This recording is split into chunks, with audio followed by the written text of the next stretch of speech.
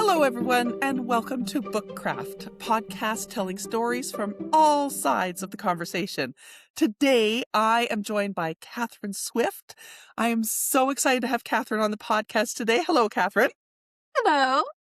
Awesome. So I, of course, am your host, Colleen, debut author, serial entrepreneur, and I have my voice back, so this is a great day all around.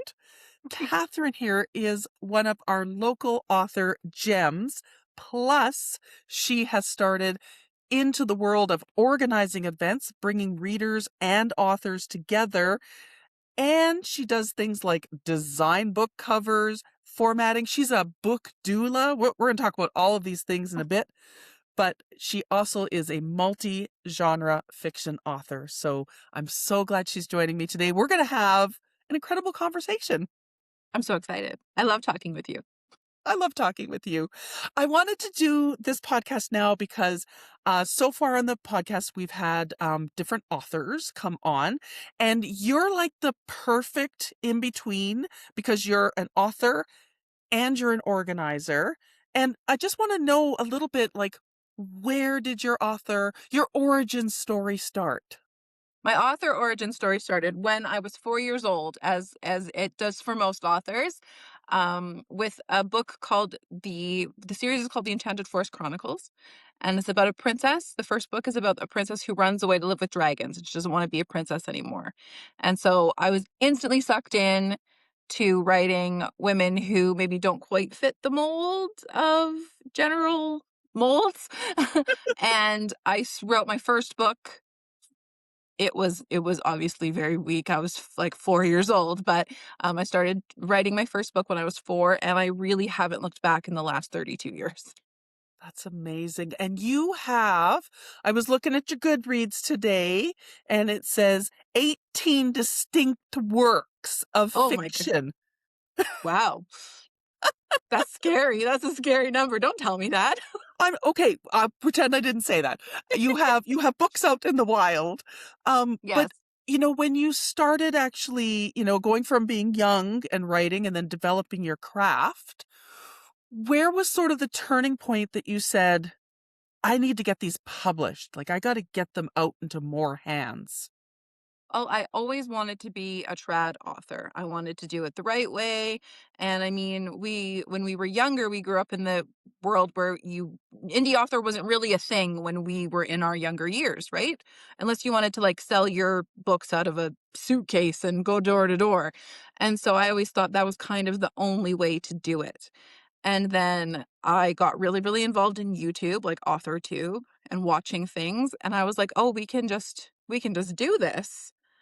Okay, maybe we can just do this. But then I had this kind of like internalized, ew, that's not actually being an author if you do it that way. Like, Eh, it's just the fast way to do it. Obviously, I'm a proud indie author and I love indie authorhood now, but that was the beginning of it. And then in 2018, my daughter was born, and I was on mat leave for a whole year. And I was laying in bed one day and I started writing a book on my phone. And I wrote Let It Rain with my thumb on my phone on my notes app while I nursed her to sleep. And then there was a book 3 years later. So it really just, I have over 140 story ideas. I made the amazing. list. I made the list last month, Yeah. 140. And so there, I will not stop until I die. I Yeah. have figured it out that I need to publish 3.5 books a year, which is an impossible feat. To do it with quality, of course. 3.5 books a year before I'm 80. And so I will be eating my fruits and vegetables so that I can live to 80, so I can publish all my books Yeah. and be I around love for my grandkids or whatever, I guess, but mostly the books thing. Yeah, you've got a plan. You're like, I'm a data-driven human. I've got a plan. I'm going to get this done. I love that. I think, you said something really interesting. The self-publishing thing was something that was like nebulous. You didn't know about it.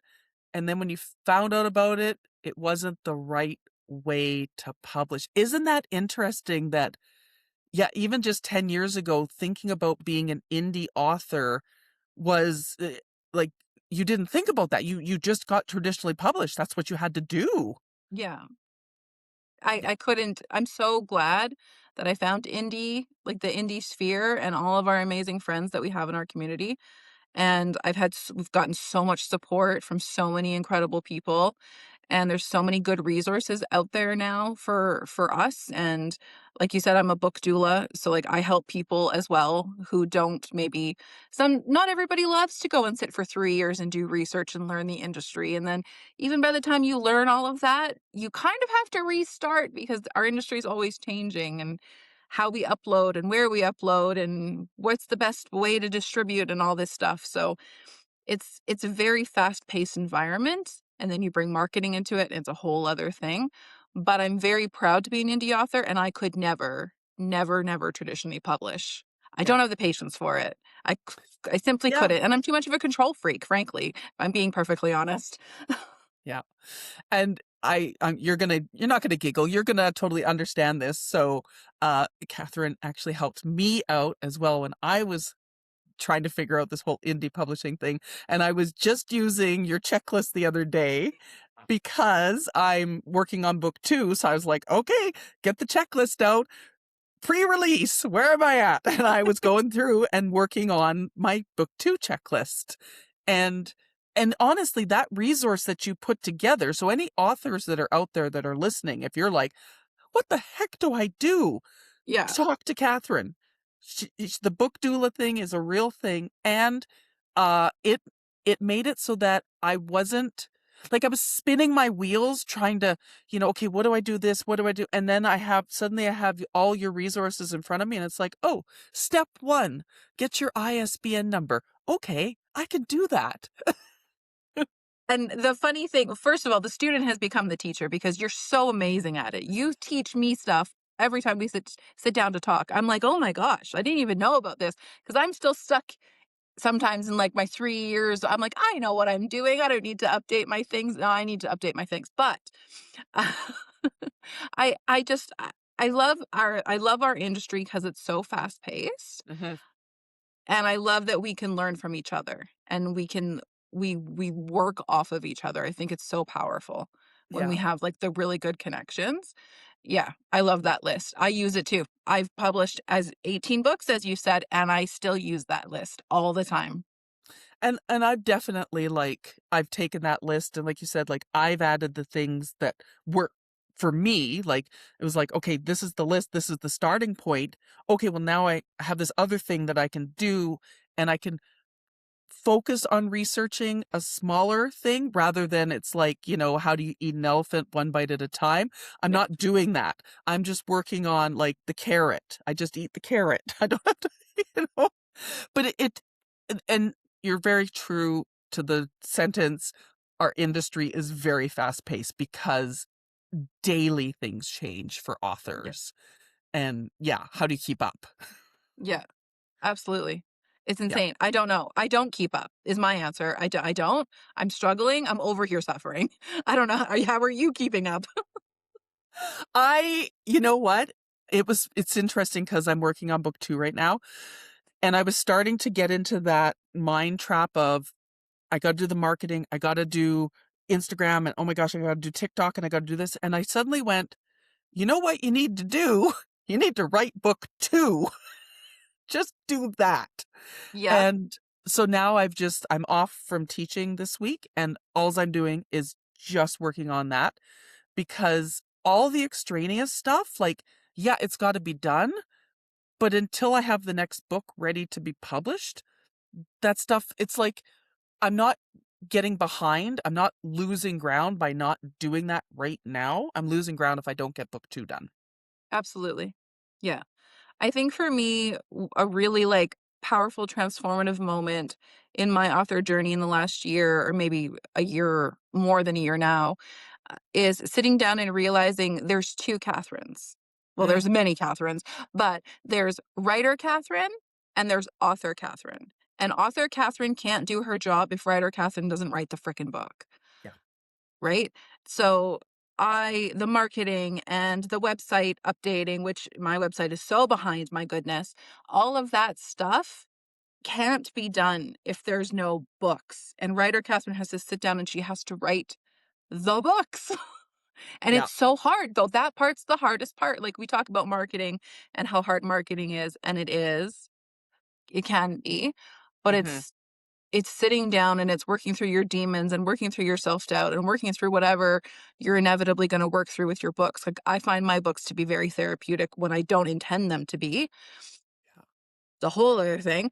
Um, and so I go through so much change every like a metamorphosis every time I publish a book, and it's exhausting. It's Yeah. because I don't And just write, not that anybody does just write fluffy, no meaning romance, but even when I try to write fluffy, no meaning romance, it just comes out really important, and I just want to write nonsense.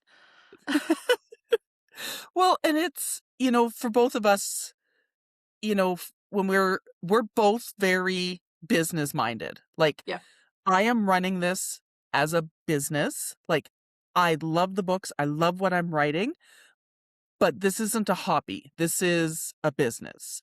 yeah. And I think there's a big distinction. And I think for you, you've now taken it one step further and you're now organizing events. And so that's another, facet of your business, your author business is, how do I build that author community and bring the readers in? So I'm kind of wondering, like, when you started doing your first events and organizing them, were you consciously going, I need to build a community? Or were you like, I need another place to sell my books? Or like, how did it all start? Because you organized for the people listening that don't know Catherine yet, but you're going to get to know her.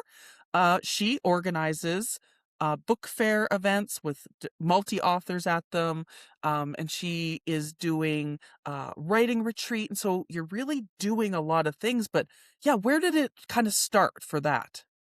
So when I was in high school, I decided that I originally was supposed to be a hairdresser because that's, I don't know, for some reason I was supposed to be a hairdresser and a truck driver. Oh, I've grown up very multifaceted my whole life. And then the college where I was going to go and learn hairdressing closed down. And I was like, what am I what am I gonna do? What my whole life has just changed. And but it was a thing from the universe. And so then I was like, well, I really love parties and I really love planning and I'm so type A. And mhm, so I looked up on the website, I was like, what are some courses I could take that I liked? And I latched onto bridal consultant and event planning. And okay. so I went to school, correspondence, but I went to school to be an event planner.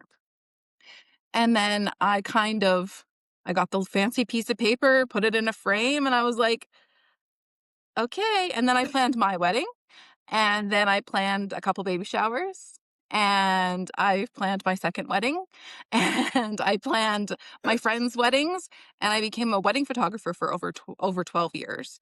And then I was like, "Okay, I just have this experience to help brides." Right? I was a photographer bride doula at that point, and I did that for a really, really long time. And then I kind of was like, okay, I'm a mom now, I'm an author now, and now that part of my life is over. And like I used my skills for that. And then I had spoken with some book sellers over the years, and I'd done lots of markets as an author Yeah. myself. Yeah. And I was like, but I always went to like farmers markets or craft fairs, and I was like, there's me and maybe one other author, but where do we belong, you Yeah. know? And so I tried to figure it out, and I was like, I really loved Scholastic Book Fairs when I was a kid. I was that girl at the Scholastic Book Fair with the paper program, and I had things circled, and I had my money, and it was budgeted out, and I was like, we're gonna get this pencil and this pencil topper and this book, and I was like that. And so I was like, why can't we have that? I want to have that. And I tried to do it with some other people over the years, and it never worked. And then in January of 2025, I was like, I'm just going to do it by myself. Yep. And nobody said no because I didn't ask anybody's permission. And and I started planning it and I'm like, if it works, it great. If it doesn't work, I tried. And then September's book fair exploded. It was Yes. insane. We had hundreds and hundreds of people. I So was like, busy. I'll be happy if there's 50 people that come through the door. There was hundreds of people. And then within 3 days of that event ending, I was approached by a greenhouse to do 2 more markets, and then everybody from September and additional people were like, "Can you do a winter market?" And I was like, "Guys, I am running on less than fumes here, but okay, sure." And then we did our winter market, and I was like, "We're gonna go 1 more year. Let's do 1 more year." And so now I've got the full calendar out for this year, and I'm trying to get out of book fairs. I love book fairs. I Yep. love our book fair community, but it was never supposed to just be book fairs. I wanted to do poetry readings and romance reading salons, and I wanted us to be community. So it was very, very much about building our community and getting to know our fellow authors because we can be lonely sometimes. And Mhm. who knew how many authors we had? I haven't even met everybody. We have Oh, I so had no many idea. just Yep. in our city, like just in Yeah. like our 3 cities, you know? And Yep. never mind our whole province. So it's crazy. And we have such a grand community. And I'm sure I sound a little bit like a hippie when I talk about it, but it's just like we have so many good people. And We I do. love our people. Yeah. I love our And people so much. it's so cool that, like you just said, I had no idea how many local authors there were in this area. So I used to live in Canmore, and I know that there's like 60 authors in the Bow Valley because they're like all at one of the local independent bookstores that actually supports independent authors, like Cafe Books in Canmore. Like, shout out, that place is amazing. And but when I came here, I was like, I met you, and I was like, okay, okay, there's another author. And then I met like one other person. I'm like, okay. And then I went to a romance book event, and I was like standing in the room going, where'd all these people come from? And they were all local. And then I did your winter market. And how many people were at the winter market? Like, how many? 30-ish We had authors? 30 vendors, yeah. Yeah. And again, it was so fun to be in a room with all these other authors and be like, this is awesome. Yeah. Yeah. Yeah. I And loved I it. think so because it wasn't ever supposed to just be like these kind of events, I know you've got a writing retreat coming up in November. And tell me about that. Like, what was the sort of the spark to say, I need to get some writers together for a little retreat? So I've been running the YEG writers and area group. I'm sure there's multiple groups in our area, but I'm Nope. running a one writers group. And for a little while we were kind of meeting monthly, and then I got way too busy with tails and trinkets. And so I kind of like fell off of the lead. Did you know that you can't be very good at a million things at once? You can only be good at a couple things I don't at have that once? gene. Yeah. And so I was like, I've always wanted to go to a writer's retreat, but they have felt like out of reach for me. Oh, yeah. And I've looked just financially and logistically with my daughter and everything. And so I was like, it was kind of again, it was very similar to Tails and Trinkets. It was like, I'm just gonna do it. And then nobody told me no. Yep. In fact, a friend was like, yeah, we should do it. And we should put the deposit on my credit card and you can just pay me back. And I was like, okay, I guess we're doing it.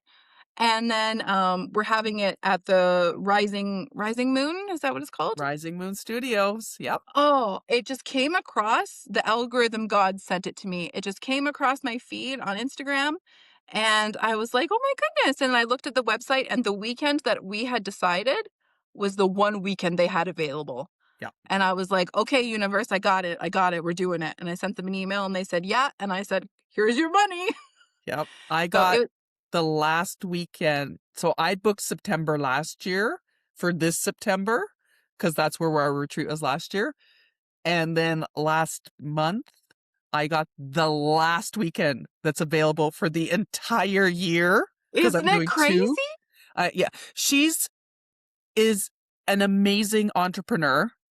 And so for anybody listening to this, like if you're thinking, I want to go to Catherine's writer's retreat, you're going to be shocked because there's sauna, hot tub, cold plunge, hiking trails. Like, you're gonna be in November, but there's still lots of space on the property. Yeah, There's a fully stocked yoga studio in the house. it's so pretty. It's gorgeous, and there's every little nook and cranny as a writer to sit and craft. And even if if you want to just hang out in your room and write, all of the rooms are gorgeous. They're all shared accommodation, but they're so cute. Yeah. And yeah, the facility, same with me when I found it last year. I was like, this is the place. Yeah, it's stunning. I really find that if nobody tells me no, I'll just go for it, Mhm. and then even if people still tell me no, I'll go for it out of spite. Yeah, yeah. Hey, that's a good way to do things. I was the same though when I started planning. So I'm doing reading retreats and writing retreats. And for me, I was like, why not? Like, I can do this. I can plan an event. And the price, when I was looking at some of these other events, because I was like, oh, maybe I'll go as a reader to another event or a writer to another event. I saw one the other day and it was like $2,400. And that didn't include travel to the location. And that didn't even include all the meals. And I was like, what the heck am I paying for? Like, yeah, Yeah. yeah. Yeah, So, it's insane.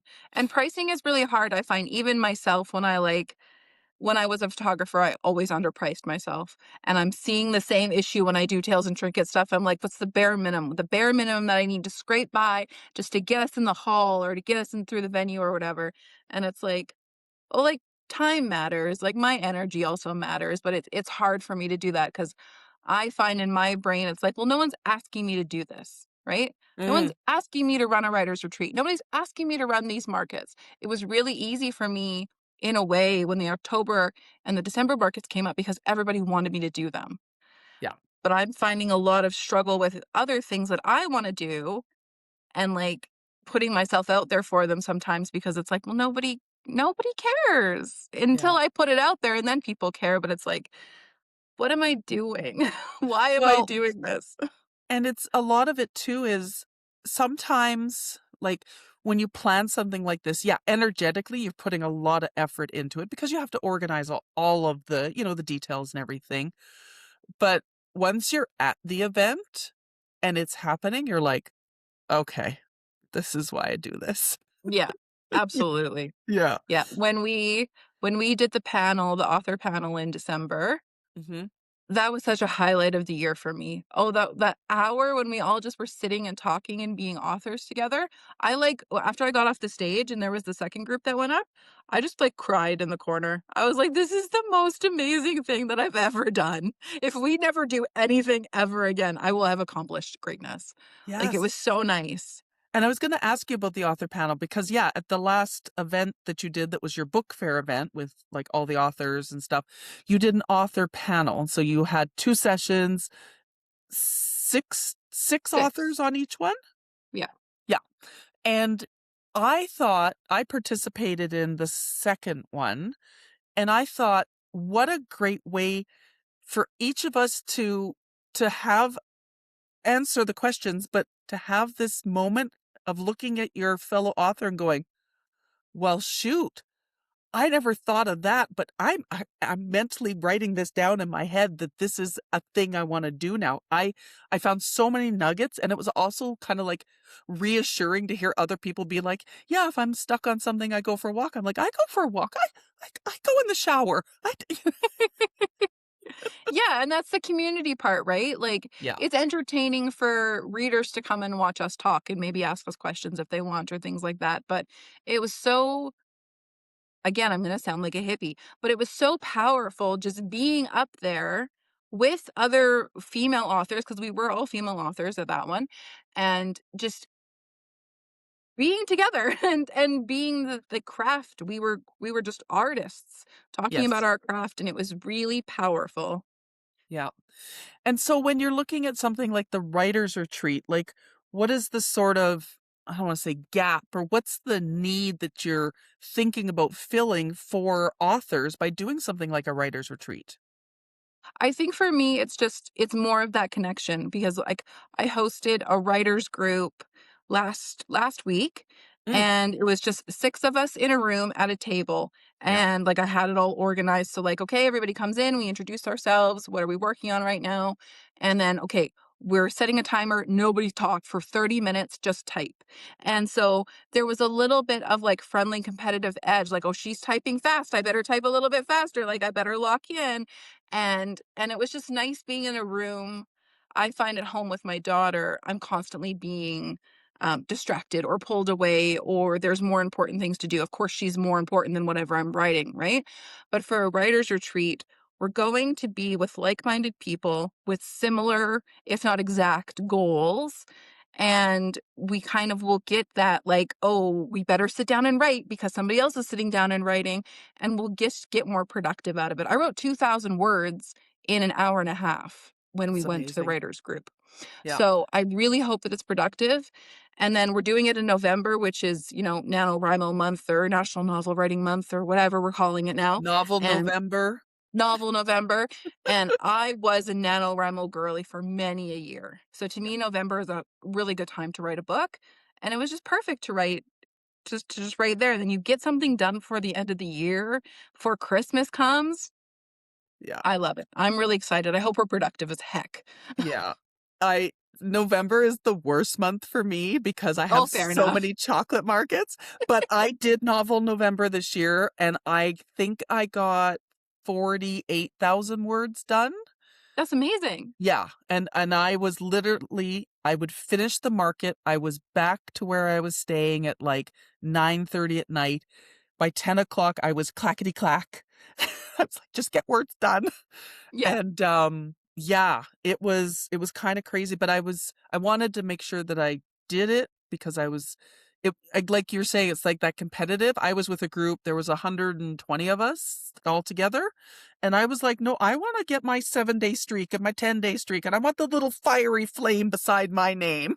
Yes, yeah. I love it. And it Yeah, doesn't have to be toxic, right? Like, it can just be fun. It can just be, okay, how many of us did it? Or like what amount of words did you get in the last 30 minutes? And yeah. um something too I find is really nice with the writers group, which will be even bigger on the writing retreat, is it's like, oh, I'm kind of struggling with this. And then you have like 6, 7 other people going, well, what about this? What about this? What about this? Can feel overwhelming, but then sometimes someone will say something from just like a different perspective than you, and Yeah, it'll unlock, either you'll agree with them or they'll say something that you so vehemently disagree with that it will then unlock the right answer anyway. So yeah. it's just nice to have that. We don't get to sit in an office and sit at a big table in like corporate setting and be like, you do this and I'm going to do this. It's just us in our heads, which is a nightmare sometimes. And Oh, so yeah, it's nice to have that setting where we can like collaborate, even though we're writing different things, right? yeah. Well, and I'm in a writing group now, and we sprint multiple times a day. It's all online, but it's so fun. And even the other day, one of the ladies in the group, she's like, "Colleen, I did my first Square sale." Like, she was so excited because, like, she's in the States, and she was like, "Oh, I'm just doing Venmo for everything." I'm like, "What? No. No, no, no, no, no." And so she said, she's like, "I got a Square, but I don't know how to do it." I'm like, "Girl, I have been doing markets forever. Let me help you." And it's like, that has nothing to do with writing, but that is, how on earth is she selling her books when she's going to in-person markets for the first time? Because I don't know if you find this, but there's some writers that were like, "I will be buried in the ground before I go to an in-person event." Absolutely. Yeah, Yes. and there's others that are like, "Oh, no, I'm hand selling, like, set me up." And, when you're in that writers group, like you said, there's that little thing where you didn't think of it that way, and you're going, "Oh, what? Hold on, what was that?" Like, let me take some notes, and Yeah, the exactly. and creating that environment. And I think for your writers retreat, there's gonna be a lot of people that come, and they're not gonna even realize until they're there how many distractions they have at home that stop them from just putting the words down. Yeah. Yeah, I've been, blocking Instagram on my phone, Oh, which yeah. is incredibly bad for marketing and communicating with the people that I, love, like our community and all that jazz. But it's been very productive for my house and my writing life. I'm only Yeah. allowed to open Instagram for 10 minutes, only as like, at a time, and only for a certain number of times a day, and it's amazing how many times I've picked up my phone and gone to click it, and my phone goes, "Are you sure?" And I'm like, "I guess not." Yeah. And then I just do the other things that I was avoiding doing. It's crazy. Yeah. Delete Instagram. I'll never delete Instagram, but I should probably delete Instagram. Oh, yeah. Well, and it's the phone is the weapon of mass distraction, like, Yeah. that's what it is, and it distracts you, and I find when I'm doing the writing sprints now, because I'm with the group, I'm just working. And if I have something that I'm like, "Oh, shoot, I don't know what that character's name was. I planned it out." I just put asterisk, asterisk, and I come back to it later. Like, I'm Love it. not stopping and then, "Oh, I should Google this. I should go." No, the Googling is later. Yeah. Just focus on writing because all of that other stuff you can fill it in later. Mhm. But if you open up that app, then you're like, "Oh my god, look at the dog. Oh my god, there's a cat." And then you're rabbit hole. You're Yeah. never to be seen again. Absolutely, yeah, and before you know it, it's been an hour and a half, and you've haven't listened to your daughter's request for toast, even though she's incredibly patient with you, and then she comes over and she's like, "Mummy, toast," and you're like, "Yeah, yeah, as soon as I'm finished this chapter," and then it's been 45 minutes, and you've answered 3 Instagram messages and put 2 things on your stories, and you've done nothing on your to-do list. Yeah. So, I Oh, I highly know. recommend blocking your Instagram if you can, Yeah. or Well, whatever there's your, like, whatever your thing is. yeah, there's the ones too where, you turn all your apps black and white, so they're not as sparkly colorful and your eyes aren't like googly eyes towards the color. Yeah. I only recently put Facebook on my phone only because of my business account. Mhm. Not any I don't post on my personal I don't post on my Facebook anyways, personally. I haven't for years, but I put a time limit on it too. So if I'm going on there for business, it's business and I got 5 minutes and that's it. Yeah. And I can ignore that, but I don't. It's like your 5 minutes is up. Good, good. Off you go. I'm done. Yeah. Yeah. Yeah, I because love it. I wanna be writing the books and I wanna be in my characters' stories, and I don't wanna be in the toxic waste dump that is social media. Yeah, and, like, I've cultivated my platforms really, really good, Mm. but the second you give algorithm an inch, it takes a mile, and it's like, "Oh, you watched this one thing. Do you want 50 other things like it?" And it's like, "No, No, thank don't you. take me down this path." 'Cause some yeah, like, social media really is a double-edged sword, Yep. unfortunately. We can't live with it, and we can't live without it. It's really, Yeah. really bad. And I think with marketing your books, it's so like you have to use the social media, but you've also got to be smart. And again, this is no shade on any authors, but I am shocked at the amount of authors that are like, I'm never building a website. I'm just using social media. It's like, girl, what are you going to do when your account goes poof gone? Yeah, You don't have those people anymore. You've got to build something that is yours. yeah, You can't. And, like email lists and stuff like that, like, I know it's hard, but you've gotta build them. You just have to. And I think when I look at author businesses, especially because there's so many books being published every week, like, how on earth do you stand out? Well, you stand out by building that one-to-one relationship with your readers. yeah. Yeah. Absolutely, and I think too, like, as a multi-genre author, I find that it's not hard to find my ideal reader because my ideal reader is me. Like, I don't go and just watch romance movies. I don't go and just watch action movies. I don't just watch thrillers. I watch everything. And so I have developed my brand, I guess you could say, to just what would I want to read? What would I want to watch on a movie? Because I want all of my books to be movies. So I write books so that they can become movies so I can go to the theater and see the movies I want to see, basically. 100%. Six-part Hulu series right there you're looking at in the background. I'm pointing at my book. So, again, Reese Witherspoon, if you're listening to this, please call me. Absolutely, right?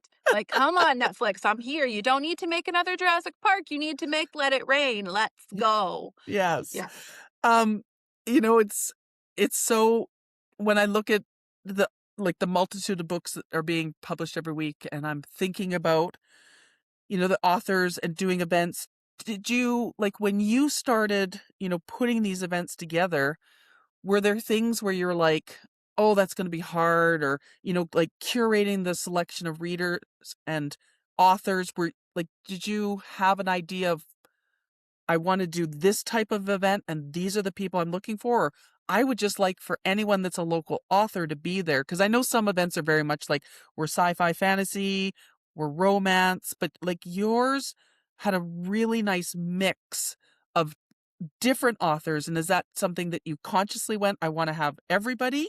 Or, like, how did you kinda think about that for your Yeah, events? so September was wide open. September was you could apply if you were an author, you just needed to live in Alberta. That's Yeah, all I cared about. And that was simply just kind of a logistics thing. It was like I wanted to make sure it was as easy as possible for my people to come, like for yeah, my authors and my vendors to come, right? And so and it's easier to promote Alberta when we're in Alberta. So come and support your local Albertan authors is very easy, right? And then in December, we got to expand a little bit and we had an author come from BC, which was a dream come true for me because I want to extend to the rest of Western Canada and eventually Eastern Canada. I would love to do that because I'm from BC, so I'm not actually an Alberta girl. I'm a BC girl, but I've been in Alberta for a long time, so I basically am an Alberta girl at this point. Um, and then this year, I am doing a little bit of an experiment. So, our April market, excuse me, is kind of like spring themed, but it's like mental health and wellness focused. So you can sign up if you have a book that touches on mental health or touches on themes of healing or touches on themes of just anything that has to do with like heart and love and we're getting to be better people because we have loved each other in whatever way, platonic, romantic, it doesn't matter. And then in May, I'm doing another market, which is specifically for anybody under 21. You can yeah, be any kind of creative artist, writer, poet, anything. You just have to be under 21. And then I will give you a table and platform you. And then that is really important too, because the younger creatives sometimes don't feel like they have a place with the grown-ups. And of course, I have no age restrictions. You don't have to be over a certain age to come to my markets. But I like to create that like inclusive set like environment for them. And yeah. then in July, on July 4th, we're doing a sci-fi, mystery, thriller, fantasy market. And so that's just because there's so many of them. And I want I want a place where fantasy readers can come and they can be like, all of these books are for me. I don't have to like go to a table and like go, oh, you're a romance author. That's not for me. And go to the next table. I just want them to come in and I want fantasy authors or, sci-fi authors to know the people walking in the door are their ideal reader, hopefully. Right. Yeah, And so yeah, but then in and September and December, we're going back to wide open. Everybody can come kind of a thing. yeah. So It's a we're great way to experimenting. cultivate. Yeah, but it's a great way to cultivate, an event where readers know everything will be for me. Yeah. I read sci-fi, everything will be for me, and I think for some, like, because I watch as people are shopping, because I've been doing markets forever with my other business, and, you see how people sort of navigate the market, and it's really interesting when people kind of come to a booth and they're like, "Oh, I don't read this," and and they're, like, so nervous to be like, "I have to walk away now." Whereas if they know, like, it's romance focused or if it's sci-fi focused and stuff, then you're really gonna get those people that are there for all of the authors, and so it's nice because that's a great variety, honestly, like, Yeah. for as the authors and as a reader. I approve. That's you need my approval, but I approve. I appreciate your approval. I run on external validation, so thank you so much. Gold stars. Yeah, gold stars. Yeah, I find that being a people pleaser is really hard, but it allows me to kind of think about like, what would this person want? What would this person want? What does this person need? What does our community need? And can I provide that without unaliving myself? And I'm doing my best.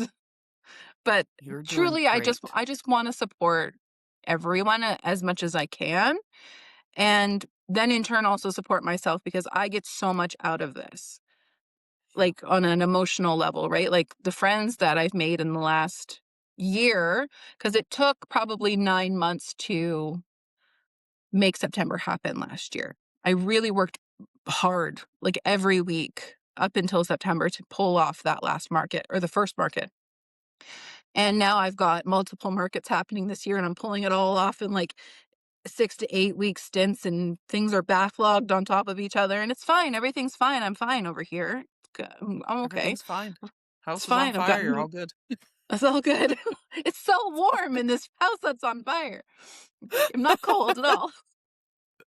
Yes. But yeah, it's I really love I it and I'll do it as long as I can. We'll see. Yeah, and I think, you're really hitting on that building community because, as independent authors, as people that have, chosen to go self-publishing route, there's already so many hurdles, and so then when you can have somebody that's like, "Here, come, I have a space for you," and you go, "Oh, okay, thank you," and, I honestly wasn't sure what it would be like, at a market hand selling my book.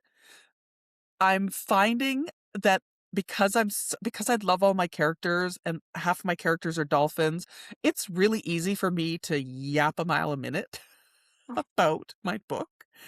And I'm also realizing that when people say no, it's not because my book isn't good, it's because they maybe read a specific genre and this is just not for them. And I am surprisingly much more okay with that than if I'm doing like an event and I'm selling chocolate and somebody says no, I'm like, "What? Like, don't you like It's chocolate? chocolate. What's wrong with you?" Like, I don't understand what's happening here. How do you not like chocolate? Come on. Yeah, like, okay, just move That's along then. funny. But yeah, it's been really good, and I'm glad that for me, one of my first, book events was with your company because you made it so easy. You really did. You are organizational queen, and I showed up and I just felt like this is great. I don't have to even think about any of the external stuff. I got to set my beautiful booth up and I knew you and your team were there. So thank you from me as newbie author. It was much appreciated. Well, thank you, and I know that you've been to literally a trillion markets, so I appreciate that. Yeah, and Yeah, I'm always looking absolutely. to improve, like, I'll never pretend to know everything, and I'll never say, like, I'm the greatest at running markets because I'm only on my 5th market, right? And I do it alone for, like, the most part. I have an Yeah. incredible volunteer, partner, and she's amazing, and I don't know what I would do without her. Stacy, if you're here, hi, you're amazing. And, like, I've got the support of my friends and my family, and I have a couple of vendors who are very close to me, and they come early to help me set up chairs and stuff like that. But, like, the sitting and the coordinating and the typing of the emails and the making of the social posts and the marketing of our events, like, that is all me. And it's a lot, but I don't say that with, like, complaint, I just say it with, like, I'm tired, and if I mess up, that's why, because it's just little old me over here juggling all the other things on Yeah. top of it, so when I get the Yeah. like I said, I run an external validation, so thank you. Yeah. I can But go for another week. yeah. But you like, honestly, with all of the markets that you do, you really do put a lot of effort into doing the posts and the specific, like, author posts and all of that stuff, and not every market does that, and Mhm. so, again, as somebody that does a lot of markets, I have many markets where, like, they literally put the list out and it's like, "Here's who's gonna be there." And as a shopper, you get that list, like, a couple days before the event, and you really get nothing else, but you actually, like, spotlight and feature and do a really great post for every author, so more gold stars, but in all honesty, like, it really is. It's fantastic, so Well, and that's keep the thing too, and one of the reasons that I do that is so that when readers are coming, they kind of know where to go, especially for our markets that aren't niched down, right? Like I want people to be excited to like meet new people, but I want them to come in and be like, okay, I know so and so is here. Where are they? And then kind of explore afterwards, right? And then, like we were talking about earlier, we had no idea how many local authors we really had. And so then, Mhm. like, spotlighting our community, uplifting our community, it's like, oh my God, we have so many local authors here. And for, people like us who believe in small business and local business and supporting female entrepreneurs and local entrepreneurs and things like that, and kind of like me as my little rebellious stick it to the man corporate kind of thing, it's like, if you come and shop here, these are all incredibly hand-picked people. These are all local artists. Like, you can come here and know you're not supporting Amazon or whatever, right? Like, anything that you like a big box store, that's not what this is. This is Yeah. your neighbors. This is where you want if you wanna put your money somewhere intentionally, you can come here, and this is a safe space to do that too. Yeah, That was the other absolutely. main motivation for it as well. And it's great, and it's very true. When you put those dollars back into the community, the money stays in the community, and you Yeah. you just support so many more businesses on top of that. So with that, I need to know, where is the best place for people to find you, so that I'll put it in the show notes, but where's the best place for people to find out about your writers retreat, your markets, all of that? So I love Instagram. I'm an Instagram girl through and through. So you can find me on Instagram. I have a website, but it's very not updated, so I'll work on that. And then I love an email. I love to get an email that's not a spam email. So send me an email. Truly, it's great. But yeah, Instagram is really, really good. I have a YouTube channel that I update once in a blue moon when the stars align just so. And but yeah, Instagram is the place to be. I have an author account, and then I have a Tales and Trinkets account as well. And I try to be on it, but like I said, I try to also stay off Instagram. So Yes. I'll put links for all of that in the show notes. Catherine, thank you for sitting down and chatting with me today. What a pleasure. I love you so much. Oh, I love you too. Um, I am going to finish this off with just a quick, if you're listening to this podcast on whatever platform and you have the opportunity to give us a rating or share it with somebody, please do, because stories like this and conversations like this for our local community, they really help all of us. And Yes. with that, from the Bookcraft podcast, however you enjoy books, there's a place for you here. Thanks so much, everybody. Thank you.